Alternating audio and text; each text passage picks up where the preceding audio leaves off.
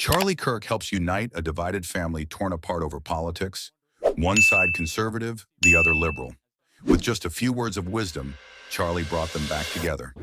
We talk every day about politics to the point where it's divided us. And so for him to say that he does not know where I stand is So let me wrong. ask you, why do you think your father is a liberal? Let me ask you. I think he's a liberal because, well, No, have him answer. This is. I'm helping you. I'm a group therapist. You understand what I'm charging for this right now? This is like $5,000 an hour stuff. So yeah. So I think he's a liberal. Well, I know he's a liberal because he just eats. He gobbles up everything that he. Okay, this is why I know he's a liberal. Because he voted for Kamala Harris and he didn't even know why.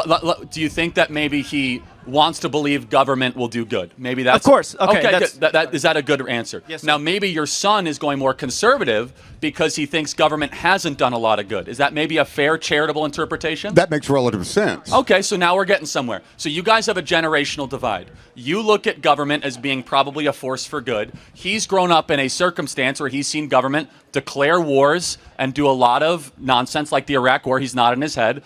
Trigger the financial crisis, only accentuate income inequality. So what I'm just saying for you two, because a father-son divide is more important than politics, is really try to come down at what generational perspective do they have. Finally, where do you get your news from?